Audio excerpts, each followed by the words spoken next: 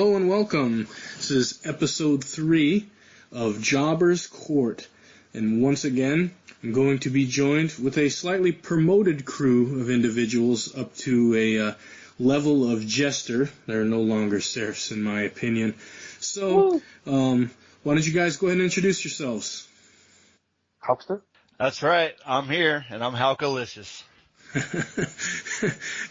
And what about you, Cedric, the sports entertainer? The wise old owl of wrestling? Yes, indeed, the wise old owl of wrestling. I think I got promoted. I think I'm going to compete with the Hopster in his 1004 nicknames. I only have 2 right now, but I'll get there. We'll get there eventually. Me, I'm your host, the RATHSQUATCH, once again going to be talking about some wrestling, some old school, some new school. So what we're going to cover today is going to be, we're going to give our thoughts on the Royal Rumble event, or the, what are they called, network specials now. But we're going to give our thoughts on the network special that just occurred yesterday. It's Monday as we're recording this. And then we're going to also talk about the influence and some of the performers that have had success in other promotions but were not really successful in the WWE or vice versa. And then finally, we want to do our fantasy booking. We had a lot of fun last time, and today we are going to be doing Brock Lesnar versus Stone Cold Steve Austin, just to get our thoughts and opinions on what would happen should they have crossed paths. So, you guys ready? Let's do it. Ready. All right, so first things first. Again, we had the Rumble match, which took place in Orlando last night. And the first, I guess, unofficial match was on the pre-show. And you had Mark Henry and Jack Swagger. And you had Darren Young, Damian Sandow, kind of 2 random just groups that were put together. And then you also had the Dudley Boys and the Ascension. So it was a 2-on-2, or a fatal 4-way tag team match. And the winner qualified for the Royal Rumble. So, Alexa, why don't you go ahead and start off kind of talking about your thoughts about the match? Well, for the match itself, I thought it was okay. I mean, for what it was, a pre-show match just to get the crowd warmed up, I thought it was fairly entertaining. As far as the stipulation in the match, the winner goes on to be in the Royal Rumble. I thought it was kind of a waste of a match for Jack Swagger and Mark Henry being the 2 to go through. I mean, granted, a Royal Rumble without Mark Henry is kind of hard to imagine.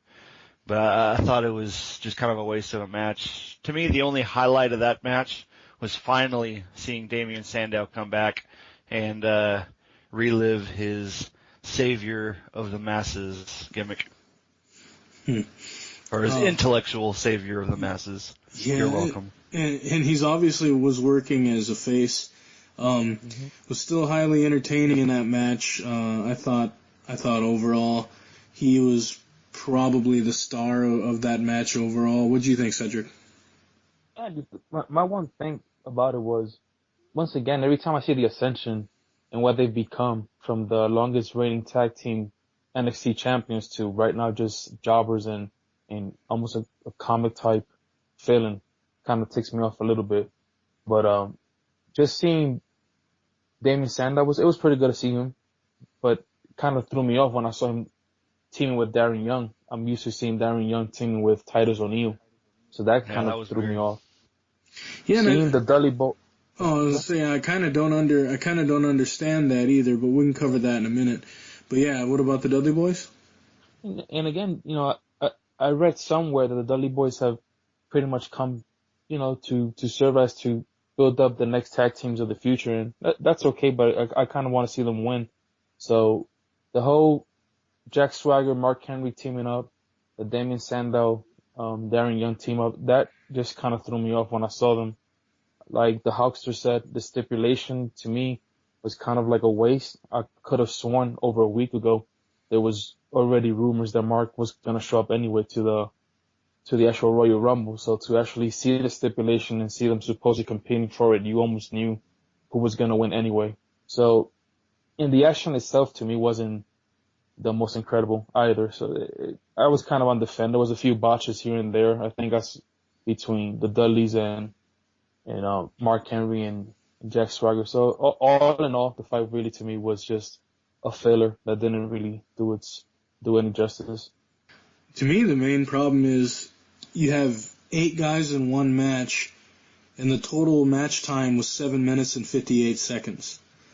So, it was that long, really? Yep, it was 7 minutes and 58 seconds. So if you give a match 8 minutes and you got 8 guys, that means each guy is kind of getting less than 1 minute each to show their stuff. In a match like that, really, what can you do with the amount of time that you're given and you're trying to do this 4-way match? You got less than 10 minutes to do it. I don't know. It's kind of one of those things where you look at it and you go, I mean, it was okay. I had kind of figured Mark Henry and Jack Swagger would win it, but how much better do you think the crowd reaction would have been had the Dudleys won that, and then after Bubba Ray's surprise entry last year and the pop that he got, and then having Devon in his first ever Royal Rumble, I believe, that would have been, pretty awesome. But instead we got to see Mark Henry be a threat in a Royal Rumble again, and then Jack Swagger was in and out of there so fast. I just don't know if it did the Rumble justice, and I don't know if it did any of the tag teams any real justice in that match. And it wasn't even tag teams to a certain degree. If it would have been Titus O'Neil with Darren Young, at least you could say, well, you have the primetime players in one corner, the Ascension, and you also have the Dudley Boys, and the odd couple of Mark Henry and Jack Swagger, but not even that, The other thing is, how does Mark Henry and Jack Swagger beat a tag team that's been together as long as the Dudley Boys? It seems kind of silly. But what do I know? I don't book matches for a living. Well, I mean, Mark Henry is this world's strongest man. Which, even if that's legit, and he's the WWE strongest man for sure. But even so, I just don't understand how it didn't even seem like there was any chemistry. And maybe it's hard to do that when you got everybody randomly tagging in and out, and those matches are always a big cluster, and I don't generally enjoy them. And then having the groupings, the pairings that we had this time didn't really help that at all. At least not in my opinion. Yeah, I think kudos to Kalisto for where he is now, but Sin Cara getting hurt really kind of threw a monkey wrench into the tag division as far as the athleticism, the high spots. Sure, and every match probably needs those, but I think it was Kalisto's time anyway, and I think Sin Cara's a botch machine, so it's probably for the better that he ended up kind of getting hurt. It was almost kind of a blessing in disguise for Kalisto, but yeah, overall didn't really do much for me as a match. It didn't really improve my thoughts or feelings about any of the individuals involved. So I guess overall it was kind of not successful for me. I think Kalisto was praying to the saints that Sin Cara will botch. It's my time. Well, we'll talk about that when we get to his match. But all right, well, I think that covers it on the pre-show. So the opening match, man, what a crazy opening match. You have Dean Ambrose versus Kevin Owens in a last man standing match. They basically beat the living hell out of each other for 20 minutes and 21 seconds. How do y'all feel about that? Yeah, those two tore the house down right from the get-go. Multiple high spots, multiple moments where you didn't know what was going to happen next, and oh man, the first table crash was awesome enough. But then they just kept bringing table after table after table. I'm like, I was waiting for an ECW champ. I don't think I ever heard one.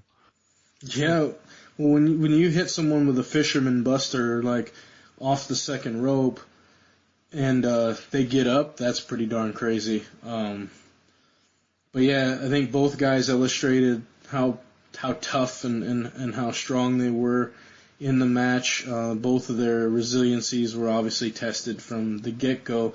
How do you feel about the result, yay or nay? I actually liked it. I agree with the result. Based on our previous topic that we had about the prestige that a belt carries, one of the things that I think we all agreed upon was the whole swapping of belts among the wrestlers at a very not timely but too quickly. So I kind of like the fact that Dean Ambrose kept his belt. You know, it sets him up for other feuds down the road, and it also keeps, you know, Kevin Owens in that hungry state, you know, that hungry mode. Anybody who he runs through from this point on in his quest to a belt, not necessarily intercontinental, but a belt, it kind of gives him that momentum, keeps it fresh. That's just my personal opinion. Yeah, right there with you. I like Dean Ambrose as champion. He brings something very fresh, and this is so much better than his U.S. title run when he was in the Shield, because, I mean, he never defended the belt. Now he's, as a single competitor, and arguably one of the bigger pops on the roster right now. He definitely is bringing prestige to that title. As far as the finish, it's a last man standing match. Typically, those are the matches that end feuds. I'm almost kind of saddened by it because Kevin Owens and Dean Ambrose have some great chemistry together. But with Sami Zayn returning, Kevin Owens is going to be very busy, and maybe possibly something with AJ Styles after that elimination, and some trash talk after he eliminated him too. So I'm excited to see what happens next for both guys. Yeah, I kind of felt like obviously this closed out the feud as well. There's not much more you can do. Dean Ambrose had won, you know, both meetings that they had for the title, so he definitively shown that he's better than Kevin Owens, at least right now. From a storyline perspective, I don't know what they're gonna do with Ambrose down the line. I don't know who's really ready to step up and feud with him. And then Kevin Owens, obviously, I think he works better with guys that are smaller than him. And I think that if they continue to kind of try to work around guys that he can sort of punish and he can look more like a monster, I think that's where he works the best, working with guys like Ambrose, working with even like any of the smaller guys. He could work with Kalisto. Zayn's smaller than him. So like any of those guys that are smaller and that he can really throw around, I think he has better matches. Him and Cesaro had some good matches too, but they were a little bit more even in size, and he definitely didn't look as like dominant in those type of matches. But in this one, man, it was definitely the match of the night. Definitely had the highest level of intensity, and I didn't know who was going to win. So as it went back and forth, I honestly could sit as a fan and not know, and kind of was on the edge of my seat to see who was going to win that match. Yeah, right before Dean tossed him off the turnbuckle and he was laying on that table, my wife was in the kitchen. I'm like, Rena, come in here, because I was expecting him to do that moonsault off the top rope and crash onto Dean. And last second he comes up, pushes him off, lands into the two tables. I think Michael Cole said he Lex Lugered him, and oh man, it was completely unpredictable in my opinion for the finish at least. Well, you knew somebody was going through two tables. You just didn't know how. Yep. The one thing that I was going to say was with Kevin Owens, something that I appreciated, and I've appreciated from him since he joined the main roster, is the way he gets the crowd involved. Is the things that he's saying. If you listen to the things that he's yelling to either the announcers or the fans or the other wrestler, I'm a big fan of that indie feel. And even yesterday when he screamed at Dean Ambrose, "I hate you," and Dean Ambrose just stopped what he was doing, looked at him and said, "I hate you too," and just keeps getting the chairs ready. I'm like, stuff like that is to me what makes these, where the chemistry comes from. You know, he keeps people involved, and the person that's fighting with him, if he plays off that energy that Kevin Owens has, it just makes for really good matches, really good chemistry. And those two definitely have a chemistry. And I understand what you're saying, that usually these are the kind of fights either last man standing or steel cage match are usually the feud killers, you know. But just the way as soon as they saw each other again in the Royal Rumble match, it was almost like, you remember, I hate you. Yeah, I hate you too. So they just beat the crap out of each other again. So who knows? Yeah. We're picked up right where they left off. I don't necessarily think it's over forever, but I think it closes the door on this current feud. And now they got to open up with some different opponents, and maybe they'll circle back around sometime in the future. But it's a closed chapter, in my opinion. Now, had Owens actually won one of those matches, this could have been that one that's going to set up like a ladder match, or it's going to set up some type of Falls Count Anywhere or whatever, a match like that, which we haven't seen in a long time, by the way. But just having closed this out and looking forward to see who the next two opponents are going to be for these guys, and we may find out tonight. They're going to have to start setting up the storylines pretty soon. So, any other takeaways from the Intercontinental Championship match? No, not here. Hell of a match. It was a great match. Like I said, I hadn't seen one where I was really that excited in a long, long time. All right, so that brings us to the New Day, and the Usos, who I'm honestly tired of seeing. And I don't want to sound negative, but they had the New Day versus the Usos for the Tag Team Championship. There was a resurrection of a trombone involved. Francesca too. And then obviously a pretty decent match. They only went 10 minutes and 53 seconds in the actual match, which I found that kind of surprising for some reason. I felt like it was longer than that. But your guys' thoughts. Go ahead and start us out, Cedric. I love myself some New Day, and now with Francesca too, it's pretty good. Xavier Woods quote, "A man has knees." I just busted out laughing when he said that. But yes, it's amazing. It's amazing to see how the crowd, including my 4-year-old, as soon as they come out, they start chanting "New Day rocks." They don't even say "sucks" anymore. Even though the commentators were saying, "Oh, they're saying New Day sucks." No, not really. Listen to the audience. They're actually saying New Day rocks.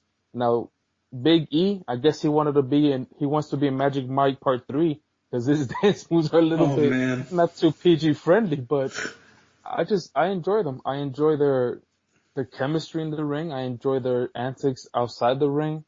And to me, the better team won, and it was a good decision having them win again. It was a pretty good fight, in my opinion. It was a pretty good match, and the Usos had some good spots, but to me, this is the time for the New Day, and hopefully they'll stick around with these little factions that are starting to join up. Hopefully they'll get some more competition, but hopefully they'll keep those titles for a little bit, a few more months, if not for quite a few months, because New Day rocks, in my opinion. What do you think, Hulkamania? Yeah, nobody's hotter than the New Day right now. Bringing out Francesca 2. Xavier definitely got over Francesca 1 pretty quickly. And yeah, it was a good match. Definitely some decent spots. Some of it was kind of same old, and to me, I think that comes from the Usos. I'm right there with you. They're very entertaining. They're very engaging. They know how to get the crowd going. I'm just so tired of seeing New Day versus Usos. I'm ready for someone new, and I really can't think of anyone in the tag team division right now that's ready to challenge them. So maybe we call up some guys from NXT to challenge them. But back to the match at hand. My favorite spots in the match were when the crowd started yelling, "We want some Francesca." Xavier Woods holds up the trombone, and then right before he plays it, he just sets it on the ground. And he's like, I do what I want when I want, or I play when I want. That I lost it right there. But the best part of the match, and probably the most spectacular high spot for me, was during the entire event or the entire show, was the finish. Uso on top, and out of nowhere, Big E slides from under the rope and catches him midair for the big ending. I didn't see that coming. I saw the tag when Big E tagged in on Kofi, but I did not see him sliding underneath the rope. He just kind of appeared, and I thought that was spectacular. Yeah, that finish was pretty similar to one that happened it was them and Los Matadores and the Lucha Dragons, I think, and they were in a tag team match like that, and they did kind of a similar thing where it was a blind tag, and then Big E slid in there and hit the finisher for the win. But the Play Francesca chants had me laughing. I think the thing that I took away from the match and that I noted that I found interesting was you almost had like a heel crowd. They booed the Usos pretty thoroughly throughout that match. But what I also saw was the Usos were using some very aggressive offense, particularly some of the things they were doing outside of the ring that weren't necessarily face-like. So I was kind of like, I wonder what's going on here. And in a couple of the portions there, it sort of made me wonder if you're not seeing, if the Usos aren't hearing these boos and it's not resonating with them, and maybe they're thinking about going another direction with what's going on. But overall, like the match, I thought it had about enough time as what I kind of wanted to see for the individuals involved. But I don't think there's a better manager right now than Xavier Woods, and I wish there were more managers, because you can see how him from the outside is able to elevate that tag team when he's not wrestling. Honestly, when Xavier's wrestling, they're way less entertaining. Mm-hmm. Just an opinion, but... As Mickey said to Rocky in the first Rocky movie, what you need is a manager! And, aside from Paul Heyman, of course, because he's in a category of his own, I agree. He's solid gold on the outside. Yeah, and I hope that the Usos, they're able to work something out. And obviously, they're still really popular with the kids, and they got some crowd interaction. And like my oldest son is singing along with the Usos, but my 5-year-old loves the New Day. So anyway, it's just it's funny it's like a house divided whenever those guys get together. The other issue I had was this about the 500th match that we've had between the New Day and the Usos. It's just, can we see Enzo and Cass, please, soon? Those guys are sitting in NXT. Enzo's an entertaining guy. He could keep up on the mic with the guys in the New Day, and I think that they would have some fantastic matches. But that's a fantasy booking for another day. So we've got after that match, they had Kalisto versus Alberto Del Rio for the United States Championship. They went 11 minutes, 30 seconds in a pseudo botch fest, actually. Mm-hmm. What do you guys think? Those two are both very talented wrestlers.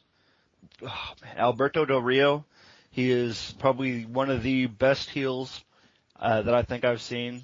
He's so good to hate. And Kalisto, for as athletic as he is, I think some of the botches are going to come just because he's so fast, and I think it's hard for a slower, more technical guy to move with someone who's that go all the time. But all in all, I thought it was decent. But yeah, lots of whoopsies. The sunset flip where he started on his back and then just kind of fell on his head, but managed to get the pin. I think he covered that up pretty well. Yeah, I would say I actually cringed. I went, oh, because I could tell that had to have hurt. But Salida the botch. Yeah. And maybe that's because he tagged so long with Sin Cara. And obviously, I don't know if everyone knows this, but this isn't the first version of Sin Cara. There was another wrestler played Sin Cara, and he was even worse than the current guy. It was Mystico, right? Screwing things up. Yeah. Yep, Mystico. Yeah. But probably one of my favorite parts of the match was the first time these two wrestled, Alberto accidentally pulled off Kalisto's mask. Mm-hmm. And this time it was more purposeful that he was attempting to. So I think that was kind of good to build history between the two. Just say, okay, we know it was on purpose. He's trying to dishonor him. So I think that part was pretty neat. It goes well, but I really don't think these two have chemistry with each other in the ring. It was hard to watch some of their matches, and this was no different. What do you think, Cedric? I like the fact that Hulk Standing here mentioned the whole dishonor, because I think, if I'm not mistaken, I think it was actually yesterday, not so much on SmackDown, but I think actually yesterday they did mention that, I think it was Michael Cole. He mentioned the importance of the mask for a luchador, and how Alberto Del Rio trying to take it off was actually disgraceful, especially when his own ancestor, like his father and his uncle, they too wrestled lucha libre in Mexico under masked characters. So that's pretty good. I can appreciate when the commentators bring history and give it meaning. Not only just, oh, great move, but actually bring meaning to the match. When it comes to the match itself, seeing what I saw yesterday, it was an okay match. I think you had two Mexican wrestlers trying to bring some lucha libre style to the ring. The difference in height obviously makes it more difficult. I think if we had something similar to a cruiserweight division, you probably could see two similar sized, similar speed wrestlers. It probably could go a little bit better, but I think it might be a little bit difficult when you have this size difference. That's just my opinion. I might be wrong. Obviously, in the lucha libre style, it's when you watch actual Mexican lucha libre, you do see a few different height and body sizes, but for the most part, they're pretty similar. But the botches kind of took away a little bit from it. I'm also not a big fan of the fact that Kalisto's a 2-time United States champion within maybe a 10-day span. And you guys already know, based on the previous podcast, my opinion on the whole prestige of a belt. Mm-hmm. So from that perspective, okay fight for the most part, outside of the botches, okay fight, but hopefully this feud does not continue, because to me, there's not that much chemistry between them two. That's just a personal opinion from the wise owl. I find it strange. Okay, so rare is it that you get an opportunity to work with a guy who kind of has grown up in a style that you also grew up in. So both guys work a lucha libre style, but they obviously, one is working, more of a striking based, a more technical wrestler foundation of lucha, and the other one is using more of the flying around and speed and high flying. But yeah, they don't click at all, and they haven't in any of their matches. I haven't watched it where I went, man, that they really are clicking. They're really on the same page. And I don't know whose fault it is. It's usually somebody's at fault. But I've seen Del Rio have really outstanding matches, and I have not really seen Kalisto have really outstanding singles matches. So, I mean, I don't want to place blame on Kalisto, but it could just be his inexperience with working in singles as opposed to working in a tag team. The other thing, I think for me, when you're talking about the mask, I mean, Del Rio worked under a mask. Mm-hmm.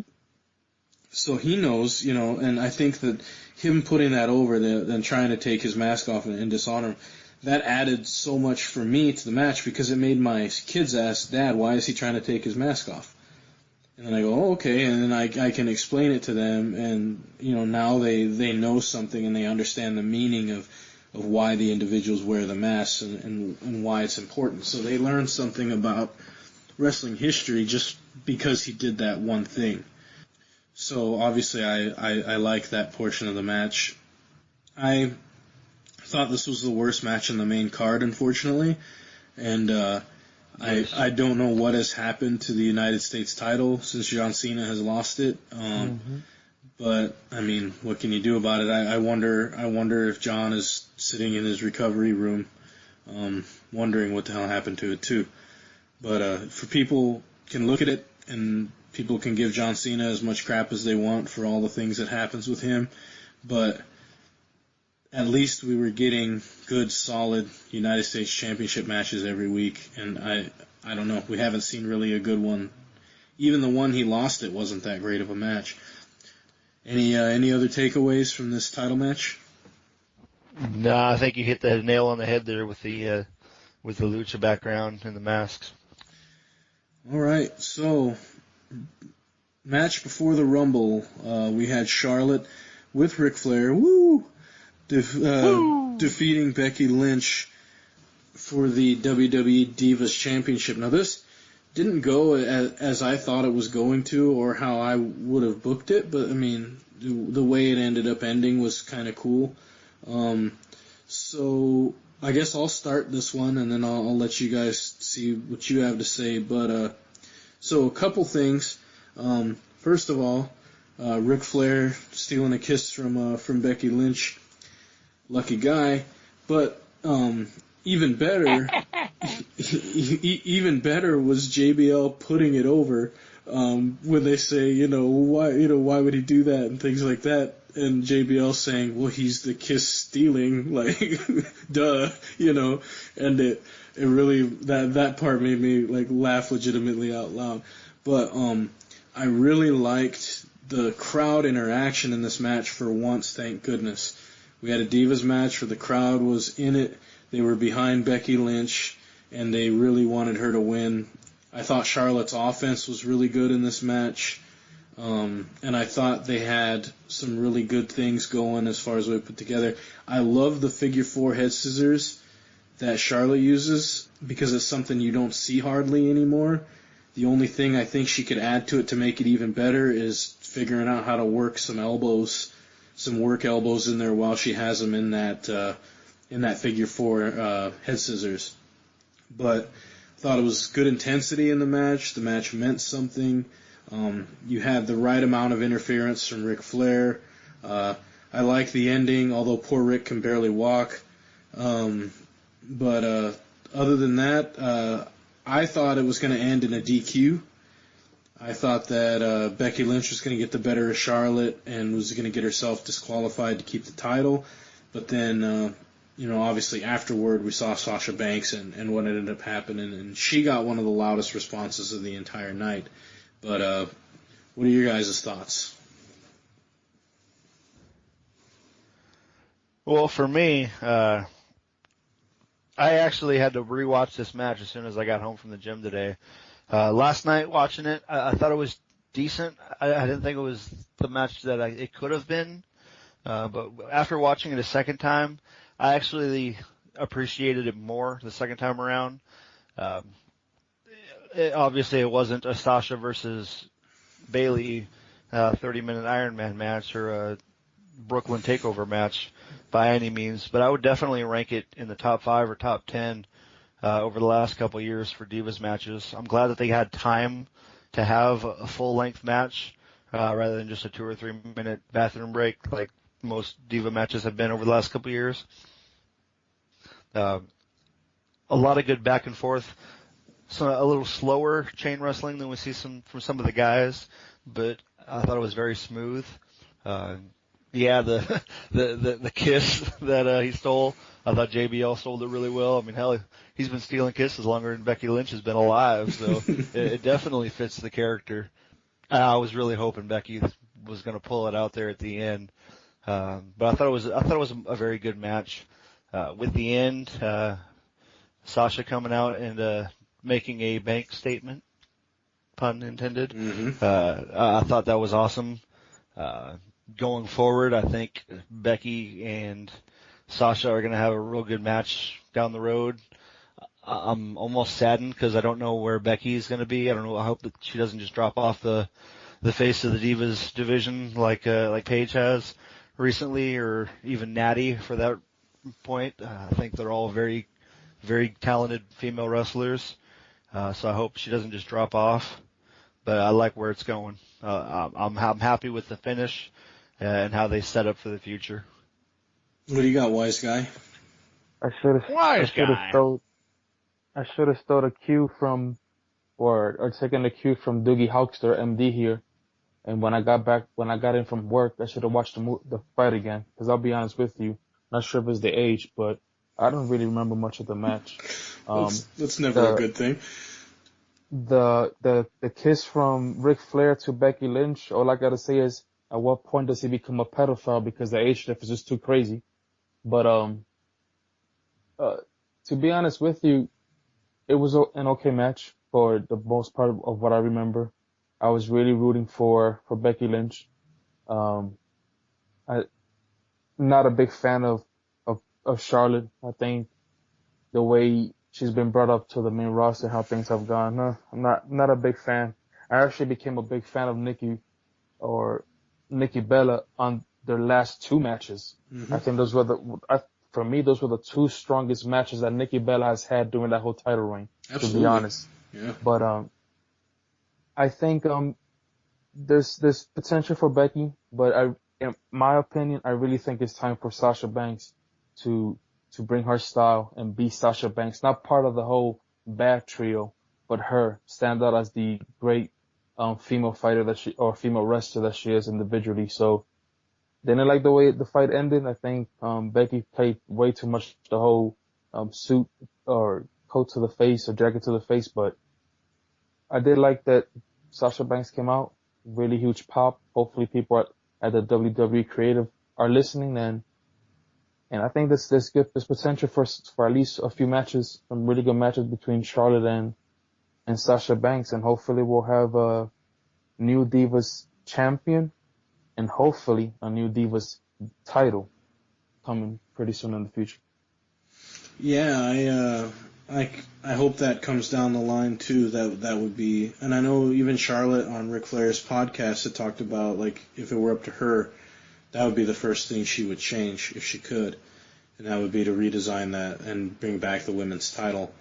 I think for me, what I liked about it, and maybe we talked about them, they were working a little slower as far as the chain wrestling is concerned, but the stuff they do looks so much more realistic, and you've got that almost realism to it, and almost a pseudo old school, like, AWA style, NWA style of wrestling, with the older, slower chain wrestling, but it looked good and it looked real. And I don't know, I enjoy wrestling like that. I really like it. They had the most time, except for the opening match, than the others. They got 11 minutes and 41 seconds, so they had more time than the tag championships, and they got more time than the Intercontinental title, which I thought was kind of telling. But yeah, I thought it was a good match, and probably the second best match on the card, personally. But I've been enjoying. I actually enjoy what Charlotte can do. I think she's a great athlete. I think she brings a lot to the table on what she's able to do. She's working less and less of her dad's style, and she's starting to work more of her own, which is good, because for a while there she was really only using the chops and the flare flops and that kind of stuff, and I really thought that was awful, because she's so athletic she doesn't need to do stuff like that. But yeah, I mean, that's really all I had concerning that match, unless you guys got any follow-ups. Ready for Sasha. Yeah, me too. I think it'll be good. There's only two faces right now for the ladies on the entire roster. So Sasha Banks turning face, the big reaction she got. Hopefully, she can be that one that brings it back, because right now there's so many heels on the roster and they don't have any faces.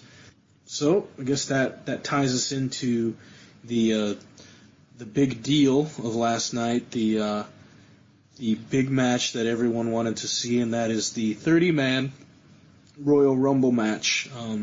Stakes being raised just a little bit, as it was for the World Heavyweight Championship.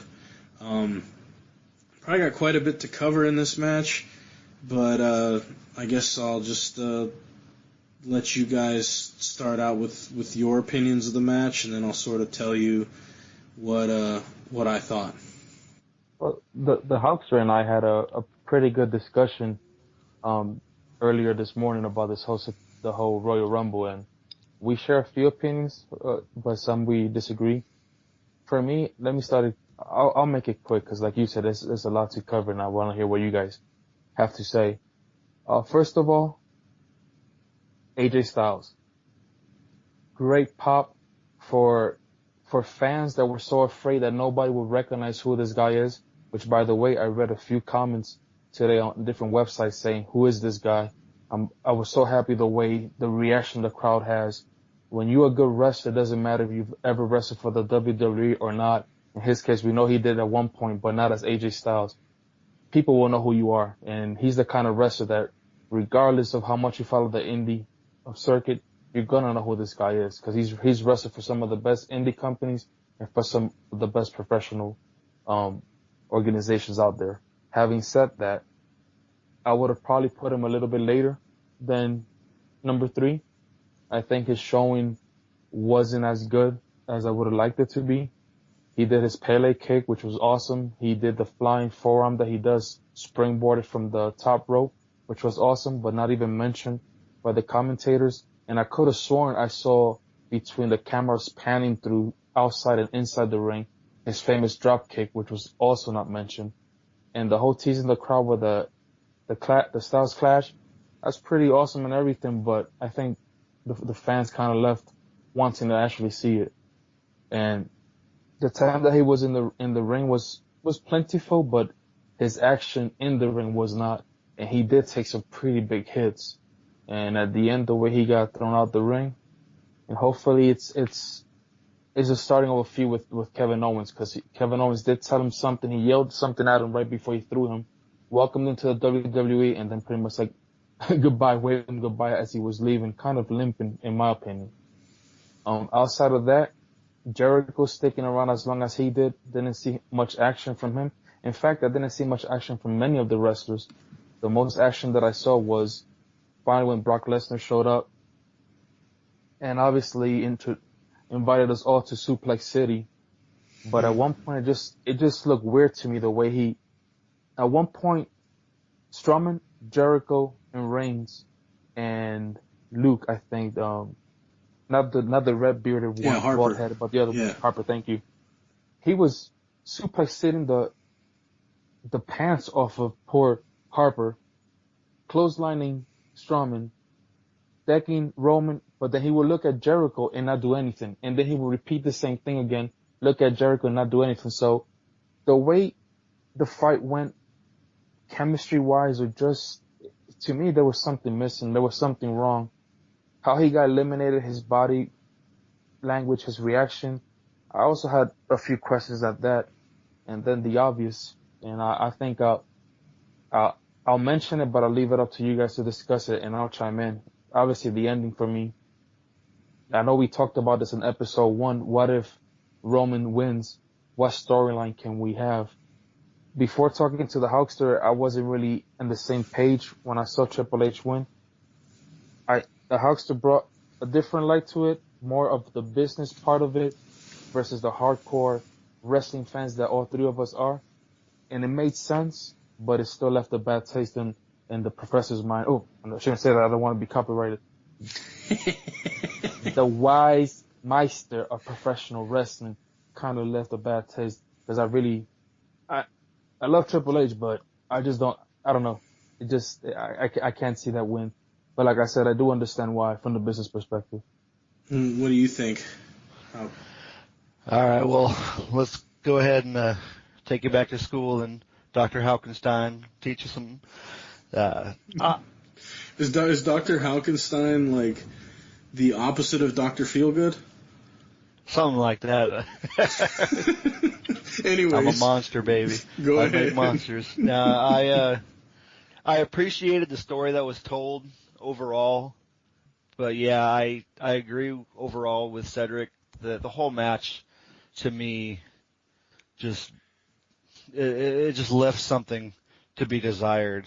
If I were to rate this over the many Royal Rumbles that there have been, all 29 of them, I would definitely put this in the very low tier. I wasn't too happy overall with the match. There were a few areas that were pretty awesome. I'll disagree with Cedric about AJ Styles coming in. I think bringing him in early probably was the best choice, because the fans got to see him for almost a full half hour.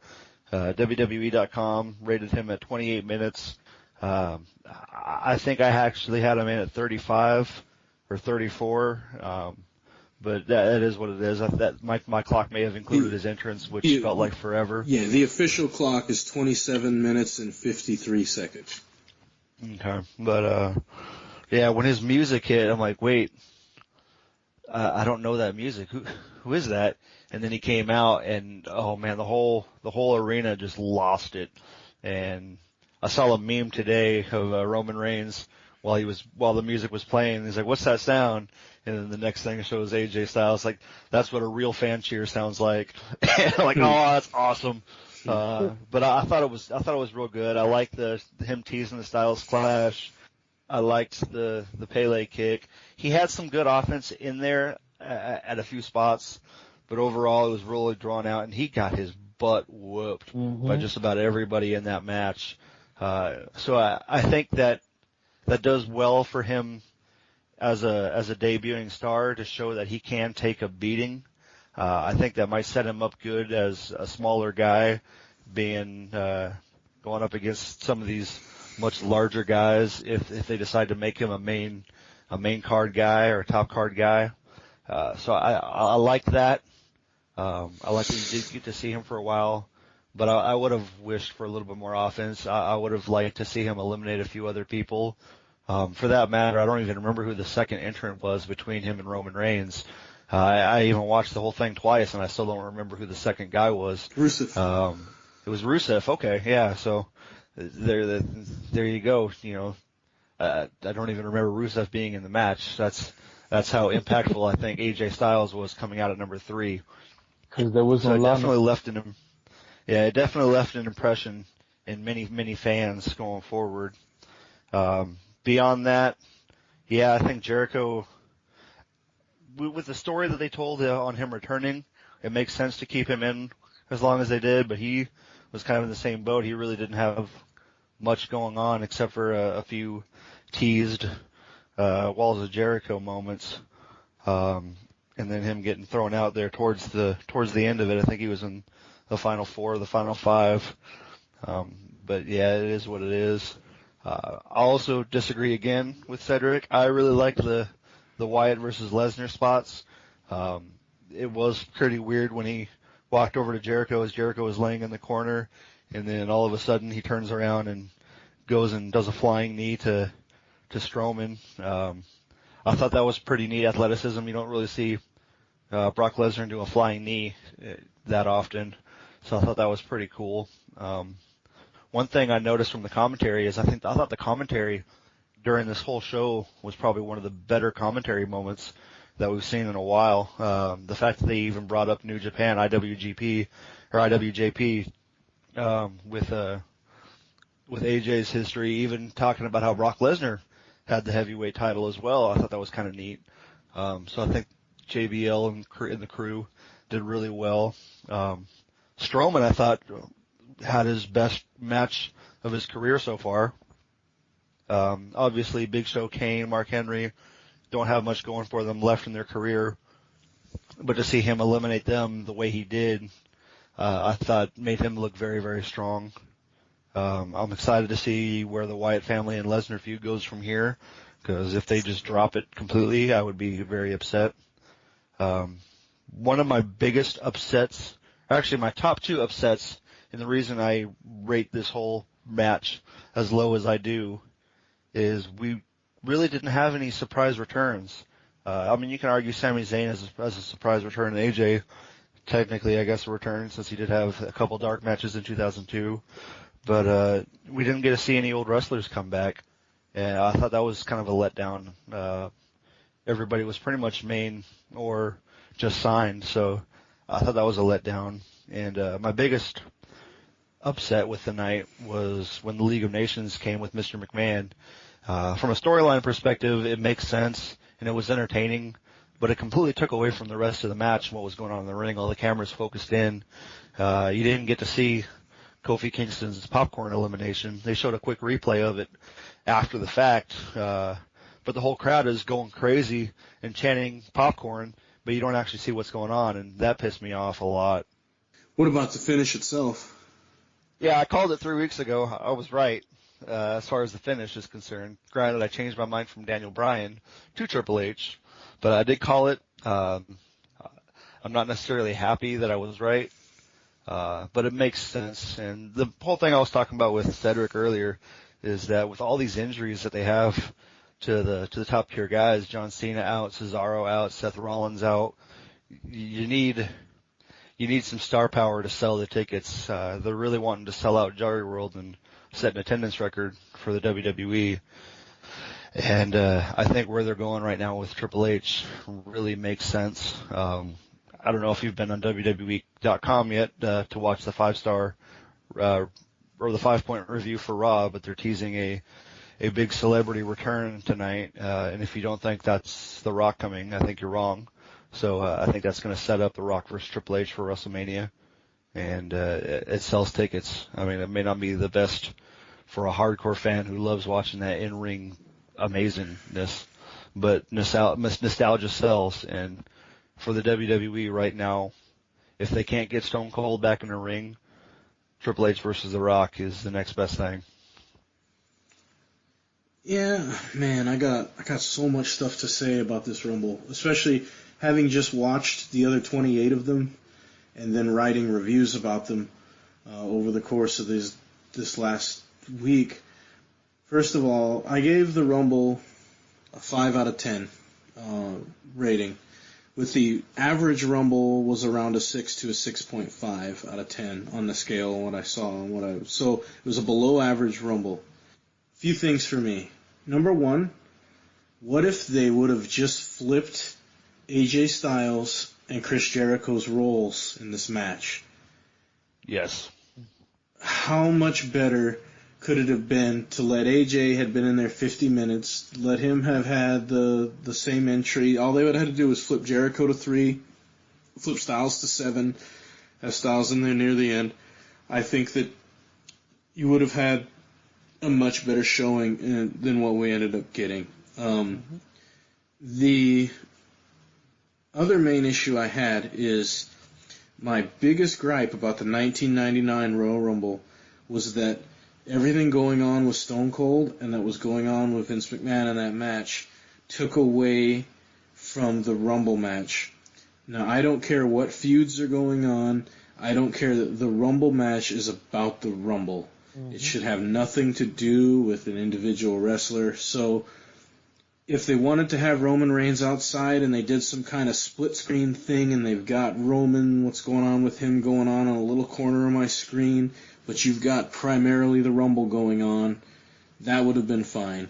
But instead, we missed an entire elimination in the match, and a good one at that, because we had to sit and watch what was going on with Roman Reigns. And it's the exact same thing that happened in '99. Stone Cold was attacked in the bathroom, was taken into an ambulance, left the building, and then came back later to end out the match. '99 was rated, to me anyway, as the worst Royal Rumble of all time.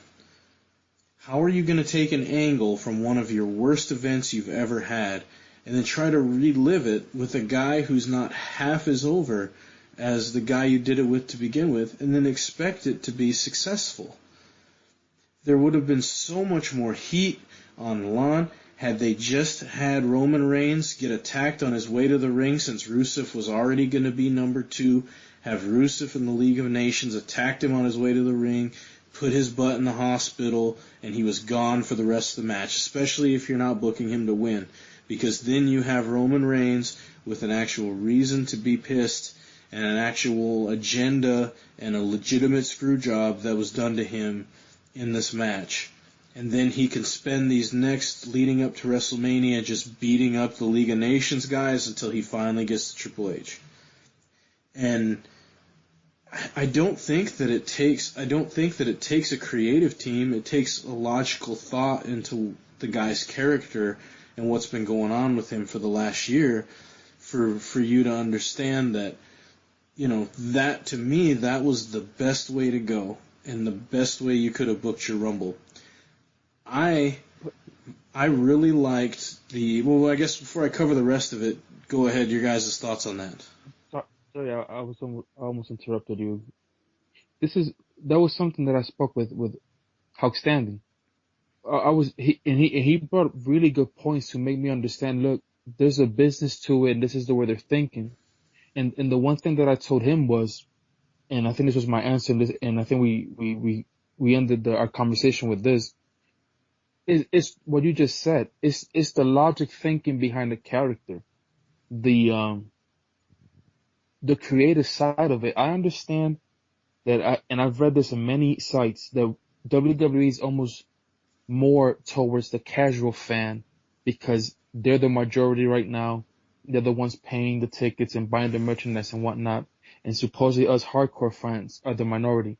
But for me, it's not even about hardcore or casual. It's just, it really shouldn't take much just to see, okay, this is my character. This is the story that I have with him. And if I follow it through this way, I can build for something greater down the road.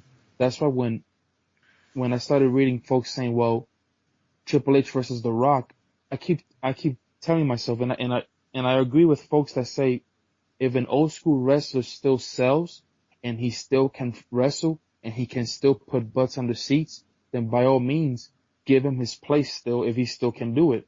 But do not take away from your stars that you're building. And that's my whole thing. To me, this Triple H and Triple H having the championship, how long is he going to hold it? Okay, he's the 14th till WrestleMania. He's the 14-time champion.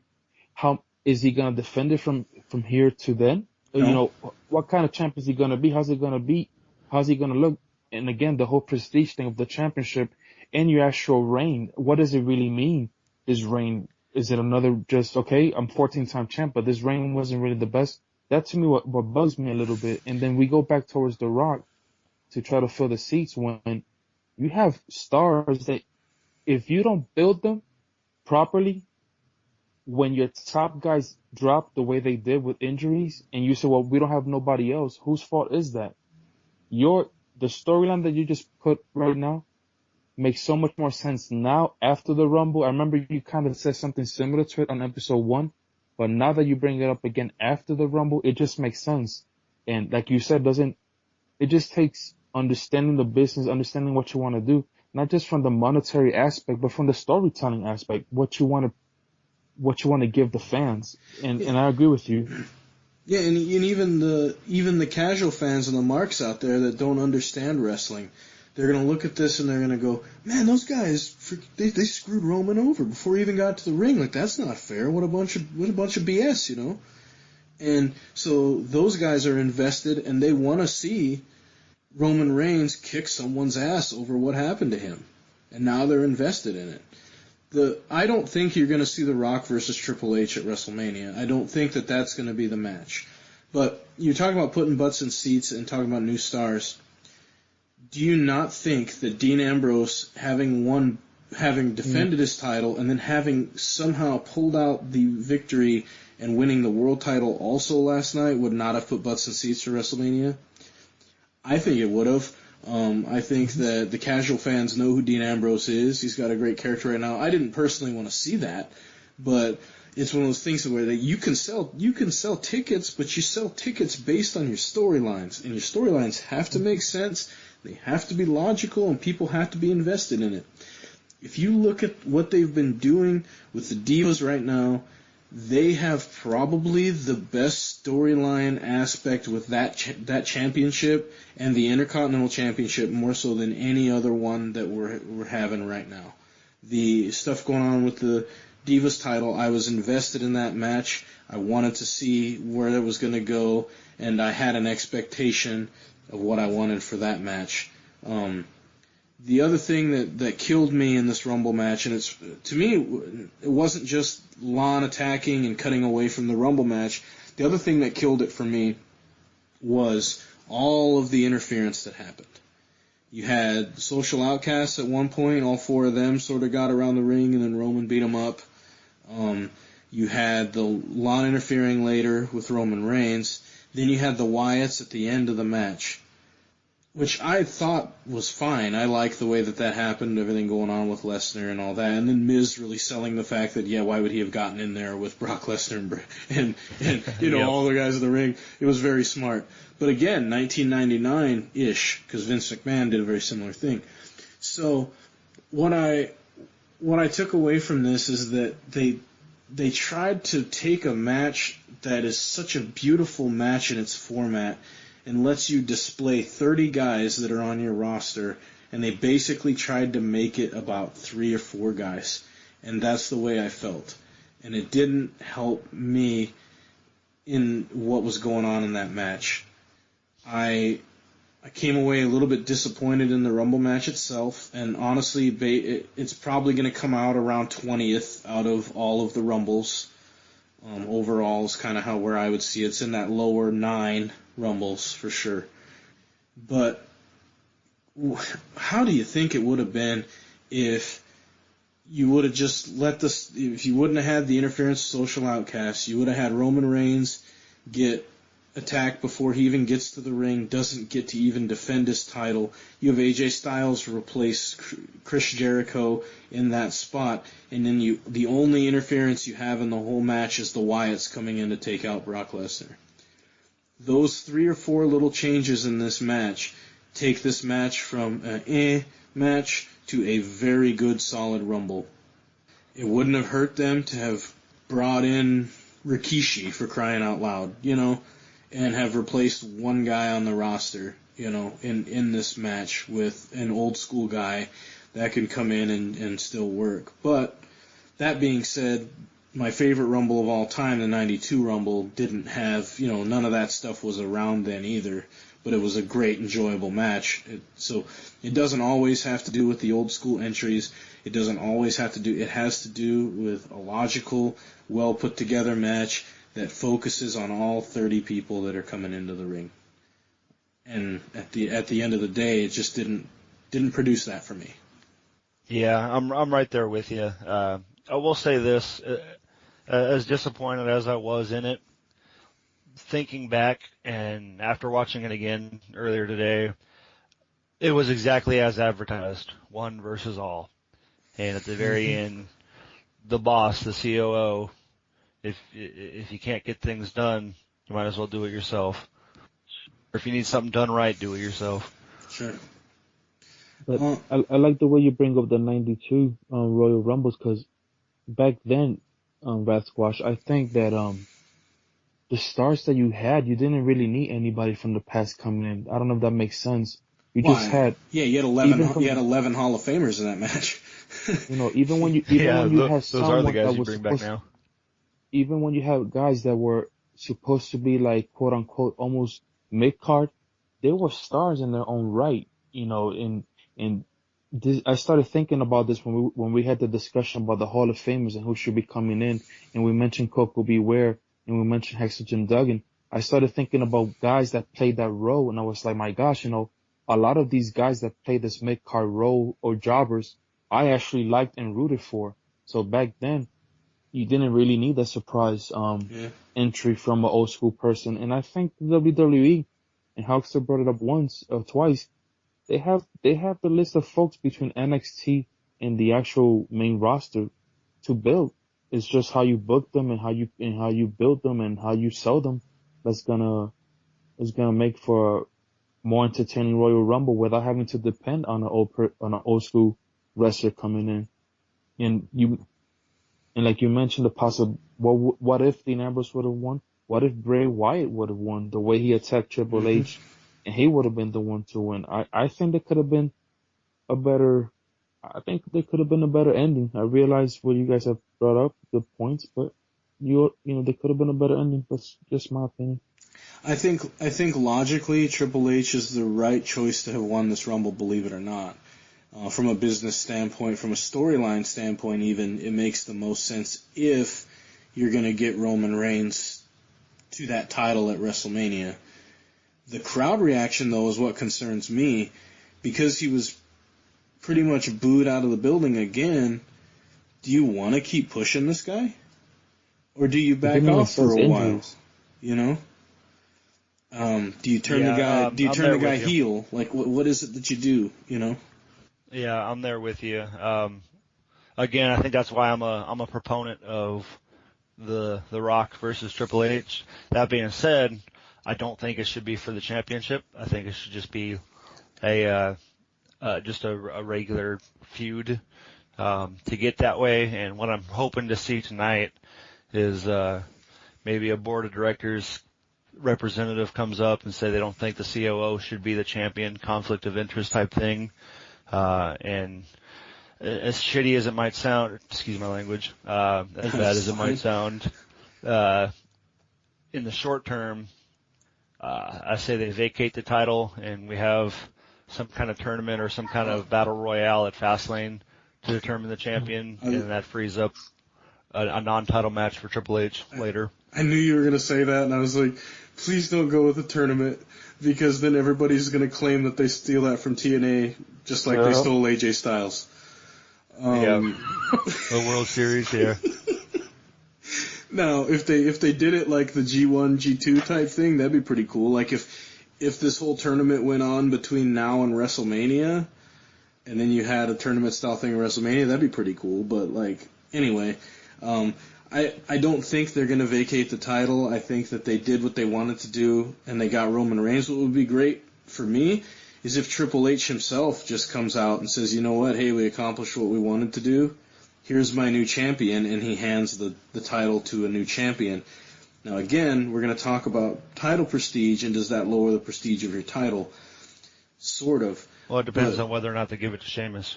Exactly. I was going to say it depends on who he gives it to. What if there's, what if there's another surprise in store for us? What if we've got other things going on, and he decides to hand that title over? I will say this, at least there was no booing last night. At the end of the Rumble, at least it was sort of just a quiet crowd, but so it was better than last year, and you just got to keep building on it. But I don't understand why why it would be so hard, and they've done such a good job in the past of booking these Rumbles. Why they've been not so good the last few years. We're going to be transitioning from our Royal Rumble talk. We covered that for a full hour. So we're going to move on to our second topic, which is going to be about individuals who were successful on one of the TV wrestling companies. So we're talking about WWE, TNA, Ring of Honor, and then we're either successful in one of those organizations and then we're not successful in another. So however it might be, maybe they were just sort of okay in TNA, they were fantastic in Ring of Honor, however you guys want to do it, but we're just going to talk a little bit about individuals. And then we're going to talk about why we think they were more successful in one brand or one organization than the other. So what do you guys got? We'll start with you, Hawkster. All right. Well, first of all, I'm taking offense to the fact that you didn't even mention Lucha Underground in your list of TV wrestling events. Because they've been around 1 year. I mean, when I can see them. Plus, is that really a wrestling show? I mean, if there's any wrestling show that is a soap opera, it's Lucha Underground. But continue. I'll sort of agree with you. It's definitely a TV novella, so to speak. Mm-hmm. Sure. But my number one pick has got to be Johnny Mundo. I mean, arguably he did have some success during the brand split when he was in ECW. Some of his rivalries with The Miz were pretty awesome. His tag team with The Miz was pretty awesome. But since he jumped over to Lucha Underground, I think some of his best matches of his career have been in Lucha Underground. And to put one particular match up there, it was the All Night Long match with Prince Puma, or Ricochet, as he's known in other promotions. They went at it, like the entire hour-long show was just those two wrestling. And it was all over the place, jumping off balconies and just some of the best chain wrestling I've seen from him as well. That match had just a little bit of everything. And I think that this year with Lucha Underground, I think he's going to become a very, very big star. And maybe, hopefully, we see him come back to WWE now that he's kind of refined some of his technical ability. Well, I think he was always a good technical wrestler, but why do you think he's successful in a place like Lucha Underground, where he was still successful? I mean, I think he was an Intercontinental Champion, but why was he not as over, to say, in the WWE as he is now in Lucha Underground? Well, For me, I would say that in WWE, I don't think he ever really got that big pop. I mean, sure, he had a lot of good spots, but I think just as a wrestler, I enjoy more of his moves in Lucha Underground. And maybe that's against some of the guys he's wrestling, a more similar style. It's a lot more fast-paced, a lot more hard-hitting, I guess, rather than some of the slower guys he wrestled in WWE. That might be it. But just personal opinion, watching some of the matches, I just feel like he's a better wrestler over in Lucha Underground, just comparing match styles. What's your thoughts, Cedric? I agree with the Hulkster. The guy has the total package, and I think Lucha Underground, because of the style that they have, like you were saying, that almost Hispanic telenovela, almost a kind of movie style to it, on top of the wrestling, I think that helps him, because the guy had that movie style look, and he even tried to bring it to the WWE when he was Eminem with Melina and Nitro. I think it was Nitro. No, he was Nitro. And Mercury was the other guy. Mercury, excuse me. Yeah. And then when they were together, they had that little Hollywood style, and even when he was by himself, the whole slow motion entrance and everything. So I think they kind of played that pretty well on Lucha Underground, and I agree. He's one of those guys that, for whatever reason, it didn't make it in WWE, whether it was booking, who they matched him up with, or just not giving him his place to just be who you are, Johnny, whatever his last name is going to be, depending where he's at.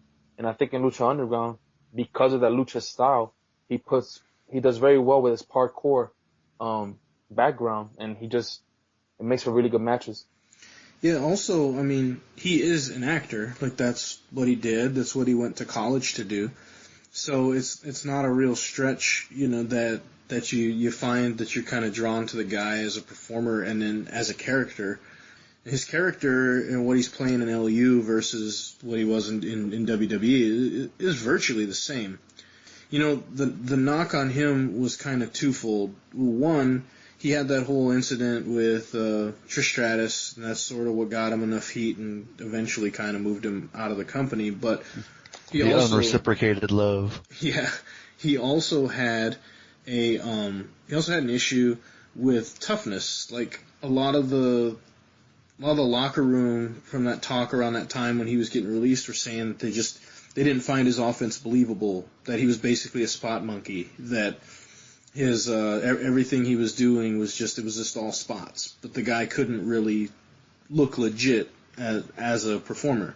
It's funny they say that now, because you look at other guys now, and I mean that's sort of there's a spot for people like that. But I think as we're going to find is the case with all these guys that we mentioned, it's a very, very big pool of water in the WWE. And when you get out of the big leagues and you go down, and as much as people love Lucha Underground, let's be honest, it's not on the same level of this global company with the gigantic roster that the WWE is. So I think it's easy for some of these other guys to have not been successful and to pull it together in a smaller company and to be very successful there. But in his case, I think that he's done nothing but elevate his status. And I know from listening to Stone Cold's podcast, like he sees himself going back eventually. I think most wrestlers do, like once they've got to that point in their career where they think they're ready to come back. But yeah, great guy, great performer, and he's a guy who definitely is an up-and-comer, and I'm looking forward to Lucha Underground tomorrow, actually. What about you, Cedric? What was one of your picks? I have a few, but I'm going to throw just two names quickly, and then I'm going to add a few things from the mindsets of professional wrestling's mind, the white old owl that I am. If I can actually pronounce that, I got tongue-tied there. Good anyway, Lord. A guy that comes up to mind, and it's crazy to think that at one point he got fired because he was never going to be a star, is Stone Cold Steve Austin. Okay. When I think of him, according to what he's always said in WCW, when he got fired via voicemail message, if I'm not mistaken, he was told he wasn't going to be a star. And he goes to ECW and starts showing this tough guy type persona, especially when you listen to his promos, amazing promos. Then he comes to the WWF, if I'm not mistaken at the time, and the character that he had, to me, if he would have kept on being Ted DiBiase's ringmaster, whatever his name was, the $1 million champion, I don't think he would have had the success that he ended up having. And I think his success ended up being and I think this is the case with many of the wrestlers that either fail in the WWE or go to another organization, have success, or vice versa, is when you allow them to be themselves, when you give them the freedom to be who they want to be, to cut those promos, to be a heel if that's what they desire to be, or be the tough guy. I'm pretty sure there's some control by the organization, but when you allow them to have some freedom, when you're not feeding them, hey, this is what you're gonna say, and that's it. When you allow them the freedom to talk, when you allow them the freedom to wrestle, I'm pretty sure certain moves kind of watered down, but you let them be who they are. And the most important part is whatever part they're playing, whatever role, whatever character, they have to believe it to give the fans 100% of themselves, so then the fans can buy it. Mm-hmm. I was reading, I think one of the guys from TNA, which his name right now eludes me, but he's one of the British guys. He was saying that when he was fed the whole, well, you and your wife are gonna act like James Storm was getting in between you and this and that. You're talking about Magnus.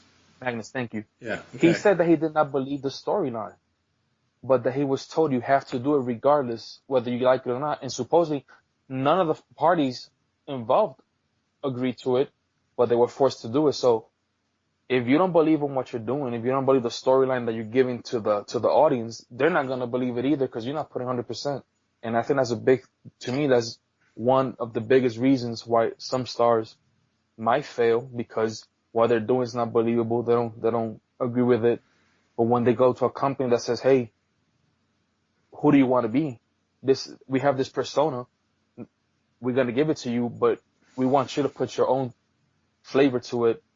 And we've seen, I think we can mention many in the WWE and outside of it that's why they've gone to have good success.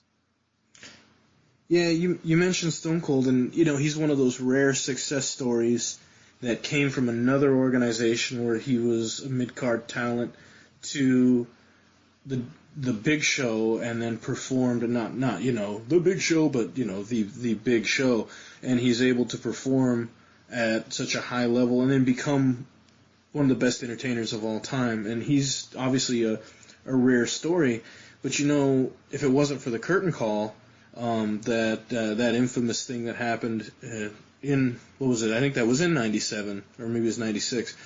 But whenever that curtain call happened in Madison Square Garden with the Click, and Triple H basically got demoted, Hall and Nash left, and Shawn Michaels was the champion, so they didn't punish him. That opened the door for Stone Cold, because he wasn't supposed to win that King of the Ring. It was supposed to be Triple H, but because Triple H did the curtain call, they demoted him and didn't allow him to do it. So that opened the door for Steve. And if we didn't have that, we wouldn't have had Austin 316, and who knows, It's just funny how things like that can happen and can open up. But totally agree with you with what you're talking about when it comes to the person being themselves. Every performer you ever hear talk about it, they just talk about being yourself and then just cranking it up, to 200%, 300%. Just being off the wall and just taking your own personality and just toning it up. Kind of like we do for this podcast, so imagine how boring we are otherwise. But, Stone Cold's that's a great name. Something I guess I neglected to think about coming into this. So what do you think, Hoxer? Yeah, I'm right there with you. I just actually finished the WWE 2K16 video game showcase about Stone Cold, and they actually do a really good job telling that story on how he got pulled out of WCW, went to ECW with Paul Heyman, and he just let him cut loose and be Steve Austin. Well, yeah, he was still Steve Austin, superstar Steve Austin, back in ECW.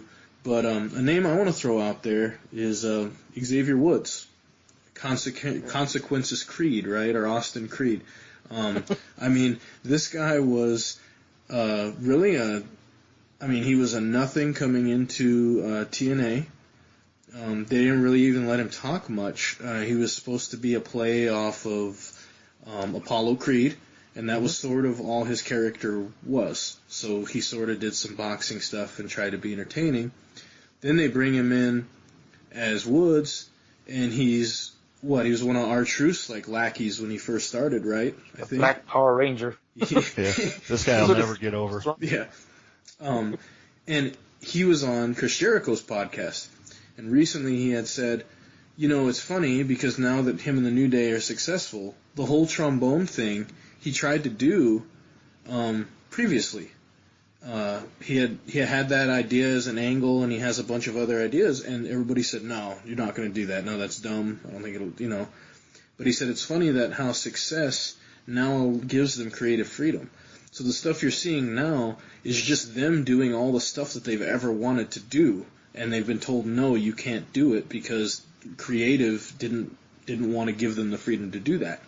And now what you're seeing is these very creative guys that are going out there having fun and basically just living every angle that they ever wanted to and being able to use every creative thing that they've wanted to do that they thought was funny, and maybe creative is like, who the hell is going to laugh when you play a trombone, Because it sometimes selling something to somebody else and trying to get them to understand it without actually seeing it in action is very hard to do.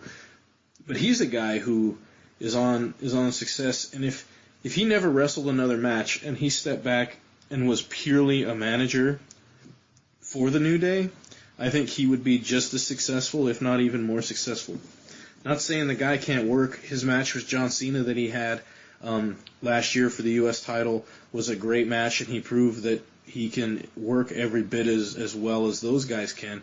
But he's sort of overlooked as the flat tire of that trio, the one that's just sort of the sandbags them when it comes to working in the ring. But that's definitely not true. The guy can work too, but he's just so good at what he does, being annoying on the outside of the ring, doing what he needs to do, and then making sure that he keeps the heat on that tag team by trying to tease the fans into certain things and then not giving them what they want. So he's a name I look at as being not so successful, but then able to transition it back into the WWE, and now is very successful. Most people are going to know who he is thanks to Unicorn Power and the power of positivity. The llama penis. Oh, can we say that? I wasn't going to say it, but you can't say penis on the podcast. Can't say penis on TV. Oh, can't say penis on a podcast. Can't say penis on the podcast. So can't say penis on a podcast. Just so everybody knows, we did start recording on Monday night, and it is now Tuesday night, so we've all got to see Raw. So in case you're wondering, when we were talking at the beginning of the show saying that we hadn't watched Raw yet, we didn't predict llama penis, just so you all know. If we watched The Rock say it on live television and then talk about how good the weed was in Miami. But needless to say, do you guys have another name you want to throw out there? Well, I think there's a few names that I could list that have arguably become better wrestlers since leaving WWE. One name that I'll throw out there is Drew Galloway. I think he was always very gifted. I think he's given more of a chance in TNA. But the name I really want to talk about is Derek Bateman, the goofy comedian from NXT. Anybody know who he is? Not yet. It's EC3. That's EC3 on TNA. Now, if you watch TNA, you know who he is. Yeah. He's the number one guy right now, and arguably, I think he's probably the most entertaining guy on TNA right now because you give him that personality and just let it bump up, and he's probably one of the best ego drive guys I think I've seen, and I really enjoy his work since being given that shot over there. Another two guys you can maybe argue as far as singles competitors' success is the Dudleys. When Bubba Ray was Bully Ray over in TNA, I don't think anybody ever really considered Bubba as a top main card champion before he got to TNA. and I kind of miss that, seeing him back with the Dudley Boys in WWE now.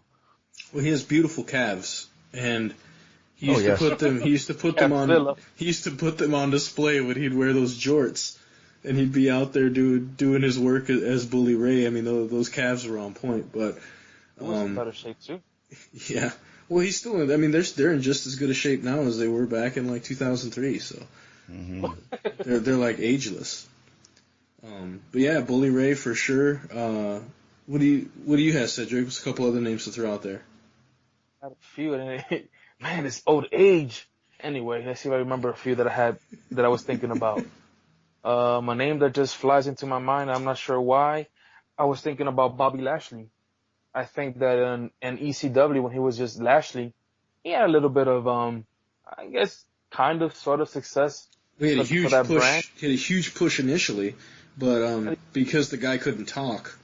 But then all of a sudden on TNA, they made him champion, and he actually looked the part, with the whole part-time wrestler, part-time fighting for Bellator. The man has the body to look like this guy can be touched. He's just a massive dude and strong. And even though he reminds me of Iron Mike Tyson, where the voice doesn't go with the physical body, but anyway, but he just looked the part. And another name that I thought of, and this is a big name, I guess, if you want to see it that way, is what Goldberg did in WCW versus what he did in WWE. And to me, if I could summarize a few points, and you guys can tell me what you think, a few things that I think will give someone success versus not having success, like I mentioned earlier, is the creative storyline. I know, RATHSQUATCH, you love saying logical booking or logical storyline. Sure. Where it makes sense, where the folks can understand and actually grasp onto it, where you can build from that storyline. I also think the audience, knowing what kind of character is gonna attract to that audience, like Huckster was saying, the type of, and you yourself said, the type of lucha that Johnny Mundo is doing for Lucha Underground, and that audience might not be the same kind of audience that we have in WWE. Might not be the same audience that we have in Japan, and which is more because of the whole mystique and appreciation for any kind of combat sports. To include wrestling in Japan, they have a more better appreciation for that kind of strong style that they have over there. So I think the audience plays a big part, and also social media. And when I read some of the comments from the so-called fans, I think about someone who goes to a haunted house knowing that it's not haunted, that it's all fake. If you go into a haunted house thinking that way, you're not going to enjoy it. But if you say, you know what, yeah, this might be all staged and fake, but I'm going to enjoy it like it's the real thing, that too will give that success for me, for a wrestler. Yeah. If you just read social media and read all these little things and you don't give the person a chance, then he's not going to be successful in that environment with that audience, but they'll go somewhere else, like you guys mentioned, EC3, and they'll just have the success. You have to sometimes just trust the person, trust what they bring to the table, and then sell it to the audience. And if you sell it the right way, someone will have success. But if you don't, they'll be the person that everybody looks back and says, wow, this guy couldn't cut in the big leagues, which a lot of folks say WWE, the big leagues, and understandably, but this NJPW might be just the big leagues in Japan. And some of these companies, although they're indie, they've been around for a while and they have a huge following. And, that's to me the difference between somebody being successful at the high level that like WWE, but then going somewhere else and just killing it, or vice versa. Yeah, I think a lot of it goes completely into the style, like you're saying. We were talking about how Johnny Mundo was sort of saw as not legitimate, not a tough enough guy. His stuff didn't look real enough, which WWE of all people says that. But if you look at the standard, more luchador style, their stuff is high-flying and technical. It's a mix of high-flying and technical wrestling. But it's the oohs and ahs and the spots with luchador, with that type of wrestling that really makes them good, and so that's obviously what he excels at. That's why it's hard for me to watch Kalisto, because his stuff doesn't really look real. I mean, his finisher looks good, he hits a couple DDTs that look good sometimes, but overall I don't look at Kalisto and go, man, his offense would hurt. Bobby Lashley, on the other hand, I watch Bobby Lashley, and I've watched him wrestle in a cage, or watch him fight in a cage, and he is slamming a guy around legit with German suplexes. So when you see him do that in the ring, you sort of know that it brings a legitimacy to that particular match. So now, if you're the type of guy who wants to watch an actual legitimate wrestler that can shoot, then you're going to love that. Like Bobby Lashley in Japan, oh man, he would be as big as Brock Lesnar was over there during his time, because you don't have to talk in Japan. No, people could care less how good you are on the mic in Japan. It's how well can you work a strong style, how well can you take punishment, how legit can you make it look. And that's why a guy like Albert or Adam Bloom, or Matt Bloom, I guess the one of the trainers down at NXT, he was Albert, and then he also, Tensai. Yeah, I was saying then he was Lord Tensai when he came back from Japan.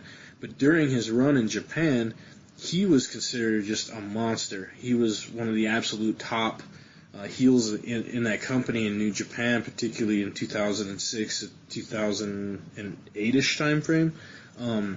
He was just so huge over there, and that was because he could use a power style, he could use a very powerful style of performing, and he's able to put that over, and the fans got behind it because that's the style they're looking for. When he's in WWE, he wasn't the greatest talker in the world, so you had to have a mouthpiece. That's why they had valets all the time for him and Test. You had to have a mouthpiece that sort of could help put him over, because that wasn't his forte. Wrestling, the power wrestling was.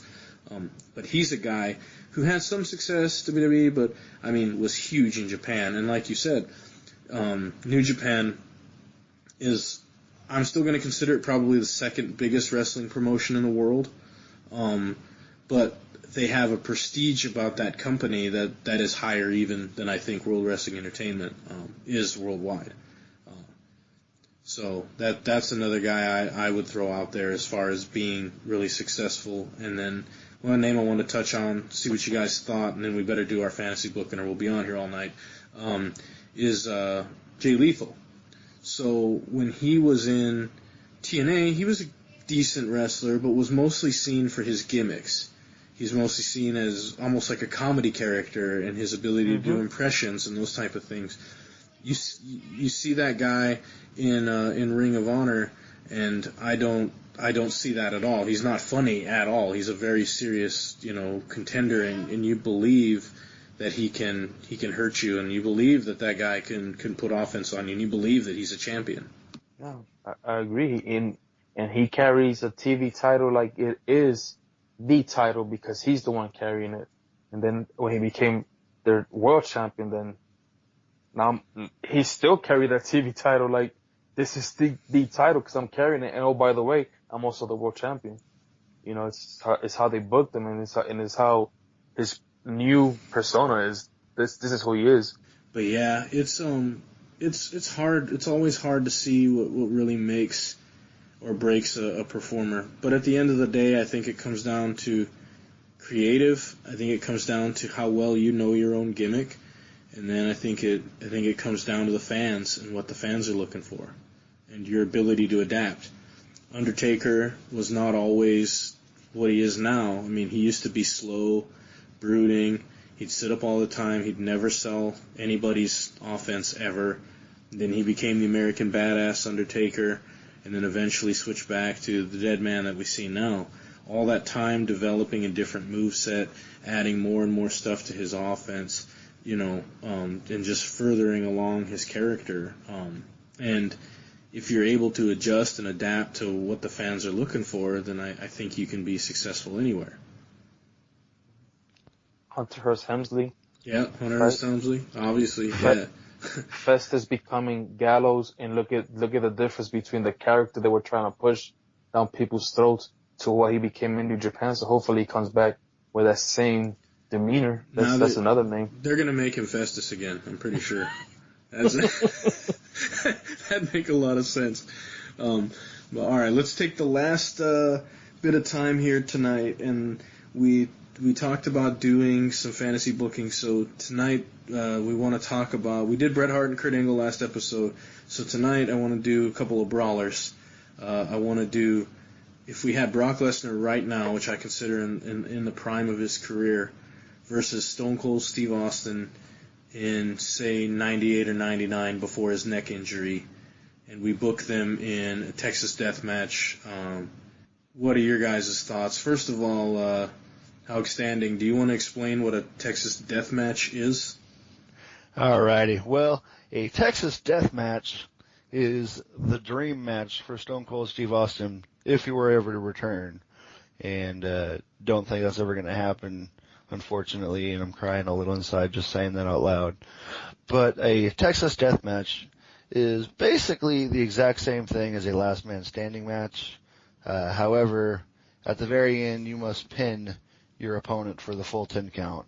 Basically standing over him, foot on his chest, or however, just to assert that dominance for the full 10 count, rather than just leaving him helpless.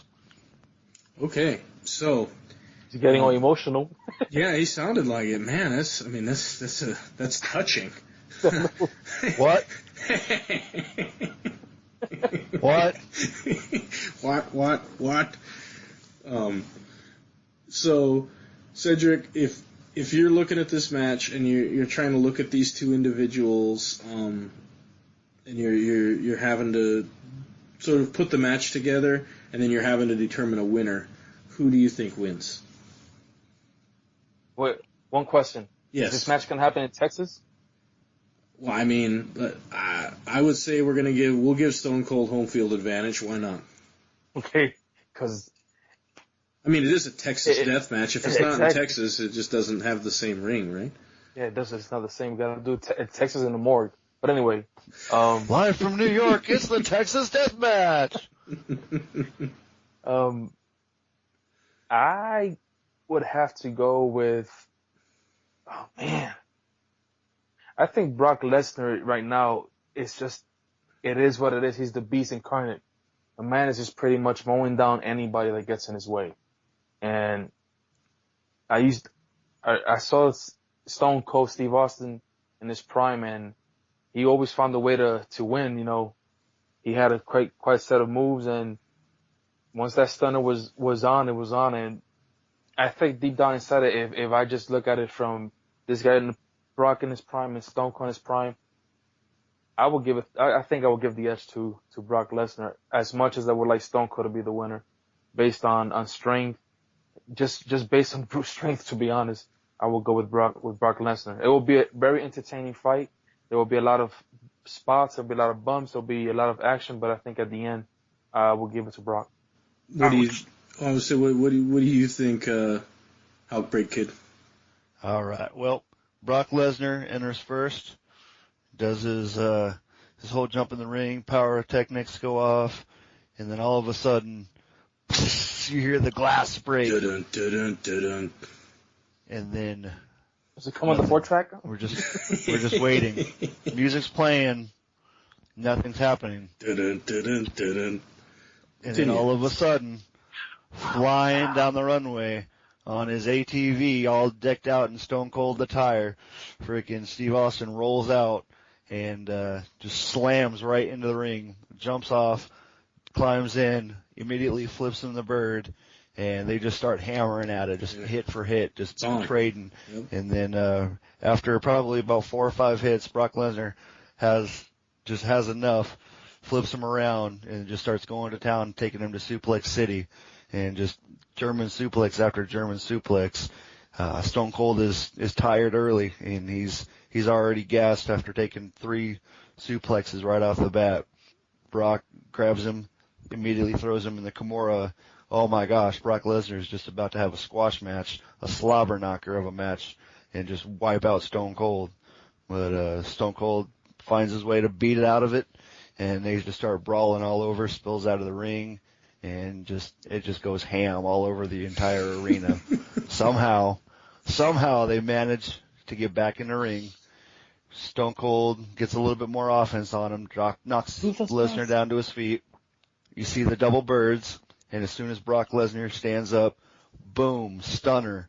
However, semicolon, however, there you go. Yeah. There we go. I gotta make a proper English. Uh-huh. So, semicolon, however, Brock Lesnar doesn't sell. He drops, but as soon as his head comes down, he's staying on his feet. Shakes it off. Says, Stone Cold, bring me more, give it to me again.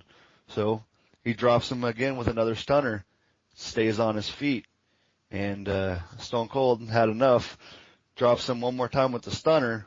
Brock Lesnar falls over, and he goes for the pin. Brock Lesnar kicks out, immediately lifts him up into the F5, and drops Stone Cold. Stone Cold kicks out. We see another F5. Stone Cold kicks out, and eventually they spill back out of the ring, breaking down a couple of the barriers, and somehow they manage to go into the audience, and Stone Cold is literally picking fans up and throwing them at Brock Lesnar as a way to try to finally get this guy down. And since they're out there on the concrete, Brock Lesnar picks him up one last time, F5s him onto the concrete, and then just stands over 1 foot on his chest. And the Conqueror has conquered Stone Cold Steve Austin. Wow, so both of you are gonna take Brock Lesnar in a win in this one, in a Texas Death Match with Stone Cold in his prime. All right. So that's a hell of a setup for a match. I see a lawsuit perhaps from throwing the individuals in the crowd. Well, what the audience doesn't know is that the people he grabbed are actually NXT guys who haven't made it in disguise. All right, that makes sense. Let me explain this to you. First of all, Stone Cold is not going to let Brock Lesnar no-sell 1 stunner, let alone 2. But I'll let you have it. Is that why they didn't have the first match? Well, no, they didn't have the first match because he didn't want to wrestle Brock for a match that meant nothing, really. But, okay. My thoughts are this. I think that if you have this individual, and I look at their overness level, and really that's what's going to tell me. Stone Cold wrestled The Undertaker when he was still in his prime, who was a monster then. He fought the entire corporation basically by himself. He waded his way through Kane, who at the time was this unbeatable monster. So he's fought unbeatable monsters before. And I think a lot of people forget about that. So I don't look at Brock Lesnar as being much different. I think Brock Lesnar, though, is the most legit pro wrestler we've ever seen that would kick your ass in real life. I don't know if there's another pro wrestler in the locker room today in any organization that in a shoot could beat Brock Lesnar. So you have to look at it from that perspective. But I don't want to lay too much out for the match because I know we spent a lot of time, but what I see happening is this thing goes 35 minutes plus, and it's just brutal. One thing that Stone Cold can do that Brock Lesnar cannot do is he works better with a hardcore style, and I think he would use every weapon, everything that he has available, every individual in the crowd to win this fight, and I don't think he would do it in the ring.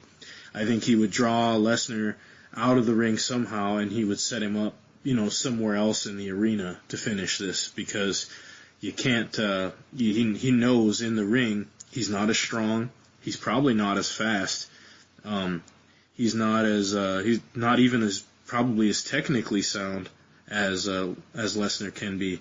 So he's at a complete disadvantage the entire time.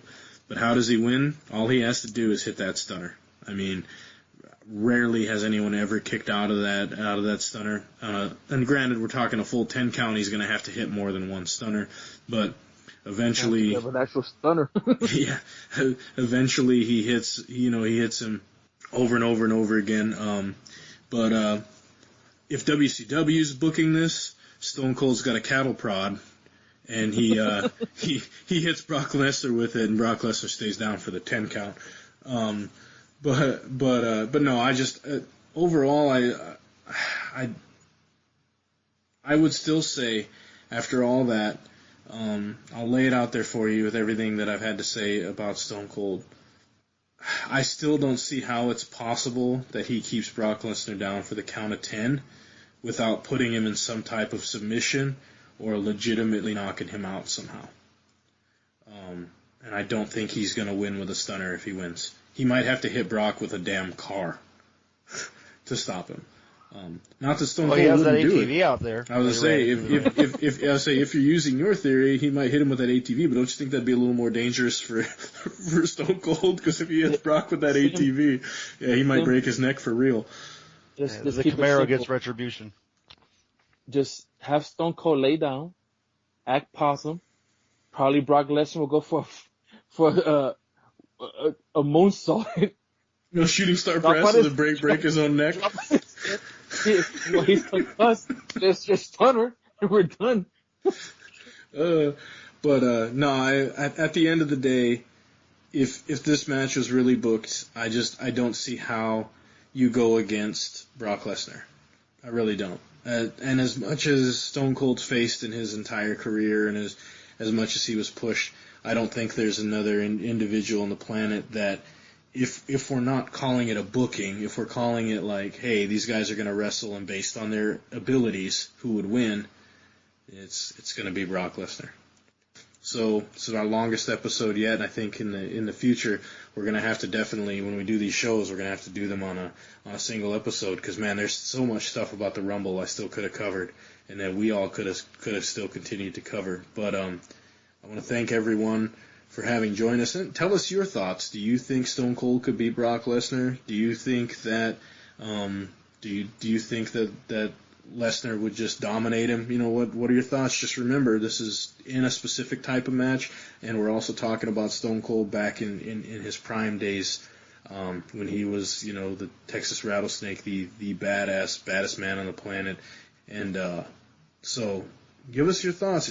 Fact check us too. We always say if you're fact checking us, it means you're listening to the show, and we really appreciate it. For now, though, it's going to be the RATHSQUATCH signing off with my two co-hosts, Cedric, I like to call him the Wise Owl of Wrestling. I think that's a good one for him. Love it. And then the man of 1,172 nicknames.